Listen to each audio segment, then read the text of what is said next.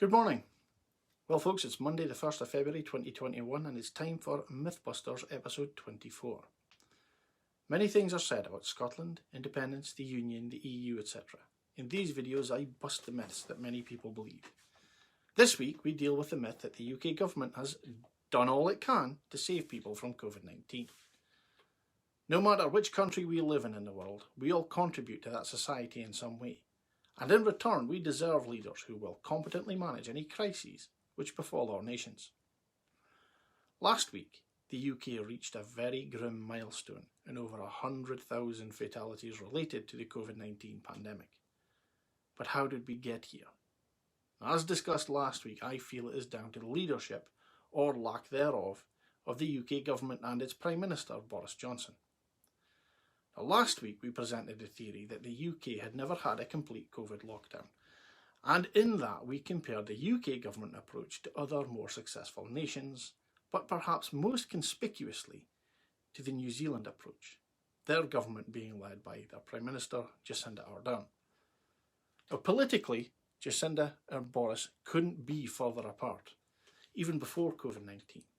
But how did their differences contribute to the yawning chasm in the two countries' COVID outcomes? It has to be said that COVID-19 is no world leader's fault, but a Jacinda Ardern-style COVID-19 response has been transposed onto the UK in this, sadly fictional film.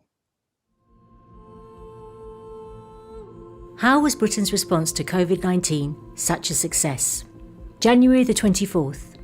Upon China confirming human-to-human transmission of COVID-19, Boris Johnson immediately calls an emergency Cobra meeting, one of many which he will personally attend as the crisis deepens. January the 31st. 2 people in the UK test positive for coronavirus. Boris Johnson moves quickly to purchase large quantities of personal protective equipment, avoiding a late scramble later and ensuring the safety of NHS and care workers. February the 15th. First COVID death in Europe. Boris Johnson announces that all visitors from China will have to quarantine for 2 weeks. This is later expanded to all new arrivals and stays in force throughout the pandemic. March the 5th, first COVID death in the UK. Boris Johnson immediately cancels all large events such as the Six Nations rugby matches and the Cheltenham Festival. March the 16th, with the virus exploding in Europe and the UK's death toll reaching 50, Boris Johnson takes the decision to completely lock down the country. Experts will later say that this decision saved at least 25,000 lives. March 18th. Following the example of countries like South Korea, Boris Johnson implements mass testing, starting with vulnerable people and NHS staff. April the 3rd. First Nightingale Hospital opens. Due to the Conservative government maintaining a well-funded NHS over the last decade, there are plenty of nurses to staff these new hospitals. May the 22nd. It is revealed that Boris Johnson's close advisor, Dominic Cummings, broke lockdown rules. Recognising the breach of public trust, Boris Johnson immediately fires him. June the 1st. Working closely with local public health officials, Britain's test and trace programme finds and isolates 99% of contacts, flattening the infection rate.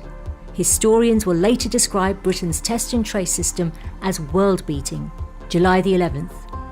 With an effective test and trace operation and strict quarantines at airports enforced, COVID restrictions are slowly eased. August the 3rd. Boris Johnson works closely with teachers' unions to ensure that schools are ready to reopen in September. Ever alert to the possibility of a second wave, he also increases funding for schools and universities to assist with remote learning in case there is another outbreak.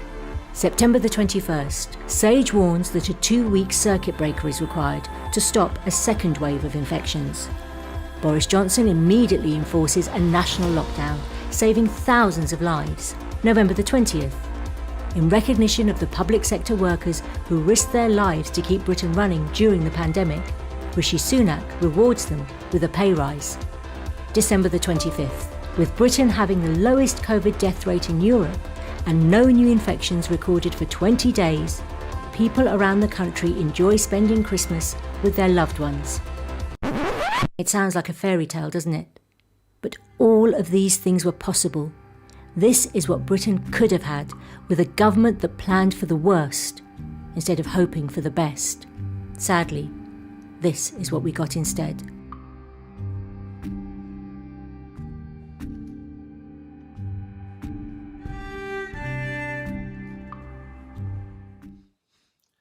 Now sadly that film was fiction, based around verifiable facts, but fiction. But examining the key points, on January the 24th, 2020, when person-to-person transmission was confirmed in China, as we all know, the Cobra meeting wasn't chaired by the Prime Minister. It was chaired by Matt Hancock. That day the Prime Minister was busy with ceremonial duties. He also didn't attend the next 4 Cobra meetings on the subject. On January the 31st, 2020, the government did not place a large order for PPE as to avoid a rush later, like it says in the film. Now, this is despite a government exercise in 2016 telling the government that they needed a stockpile of PPE and equipment for just such an eventuality. The scramble for it later was on public display for all to see. February the 15th was indeed the date for the first European COVID fatality, but Boris did not order a quarantine for all Chinese visitors, which obviously couldn't then later be expanded. As detailed last week, this country still hasn't had a proper quarantine for visitors, and we still don't have one anywhere near as tough as Australia and New Zealand have already had for over almost a year. March the 5th, the first UK COVID death. Large events were not cancelled immediately, even from COVID hotspots like Madrid. 3,000 Madrid football fans were allowed to travel to Liverpool for a Champions League game. The Cheltenham Horse Racing Festival was allowed to continue in the Health Secretary's own constituency with hundreds of thousands of people attending. March 16th was not the day we went into a first phase lockdown. It was in fact a week later. And experts have said that that was 2 weeks too late. And there were much more than the fictional 50 cases. There were in fact 1,543. March the 18th was actually the day the UK government abandoned community testing. It was not the day the government started mass testing, as the film says. April the 3rd, the new Nightingale hospitals were physically there, but they were really under-equipped and vastly understaffed. They were also dismantled prematurely before the second wave.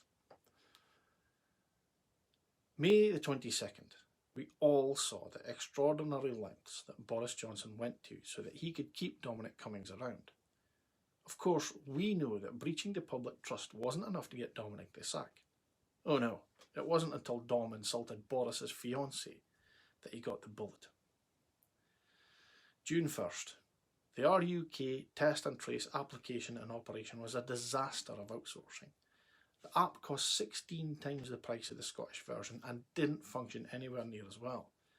The time taken to change tack and the original investment was all squandered.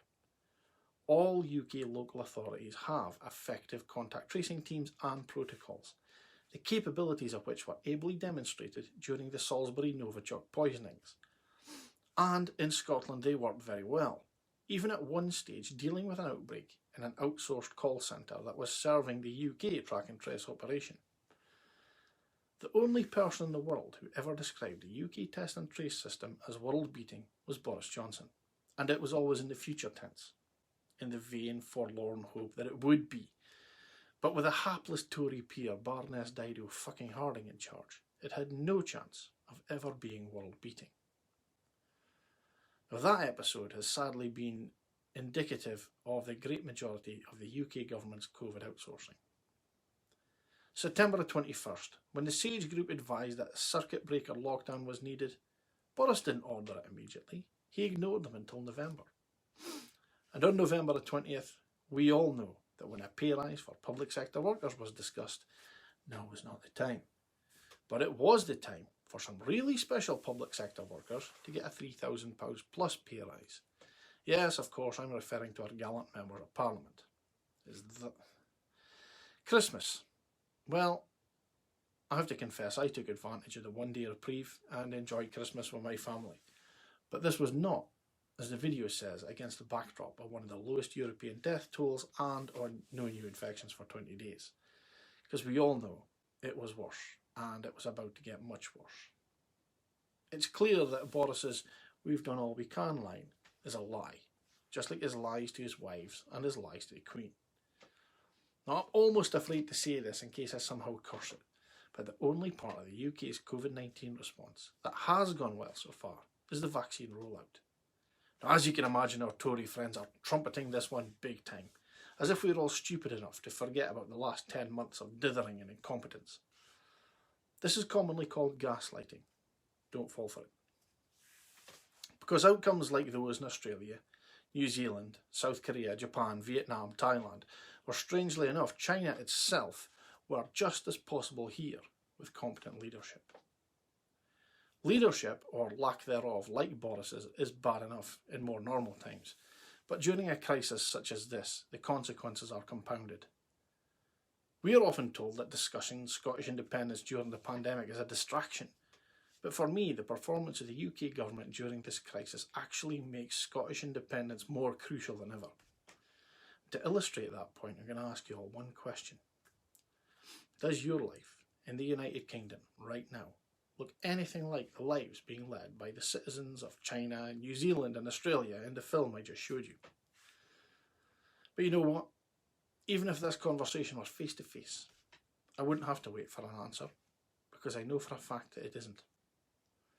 As we all know, Boris Johnson visited Scotland last week.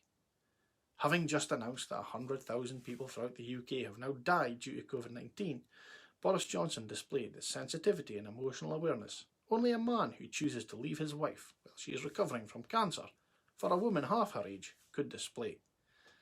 By coming to Scotland to tell us all how bloody amazing the UK is under his management, and how astoundingly lucky we all are to be part of it, whilst 100,000 families grieve lost loved ones. Boris, that's just tone deaf, mate. If Boris Johnson's COVID response had been the one from the film, all of which was absolutely possible, then last week's tour of Scotland could have been a victory lap, a ticker-tape parade of a country, having saved thousands of Scots and having killed off any possibility of imminent Scottish independence. Because I have to confess, if he had led like that, I'd have had to pick my jaw up off the floor, and even I would be questioning my politics. Because that could have been the UK government doing all they can. Someone in his government described Boris's visit as a charm offensive. Now, I don't know about you, but I don't find a staged managed visit to keep him away from as many angry Scots as possible very charming. But against the backdrop of this bungled response and 100,000 dead, I'm sure I'm not alone in finding the false premise of his visit offensive. Most groups get the leaders they deserve. The Conservative Party and the 42.3% of Brits who voted Conservative deserve Boris. The sane majority, including 75.9% of Scots who didn't vote Tory, do not. I actually can't imagine anyone less suited to leading us through a crisis like this than Alexander Boris de Pfeffel Johnson. Sadly, we don't have to imagine that horror because it's a reality and we're all fucking lumbered with it. But in Scotland, we don't have to be lumbered with it for much longer. Folks, thanks for watching. Please feel free to share this video with anyone you like. DaviePHD.